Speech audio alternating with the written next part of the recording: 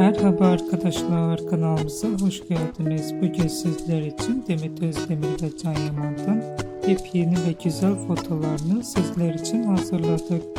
Can Yaman Gönül İşleri, İnadına Aşk ve birçok dizilerde rol almış ve herkes tarafından çok beğenilmişti.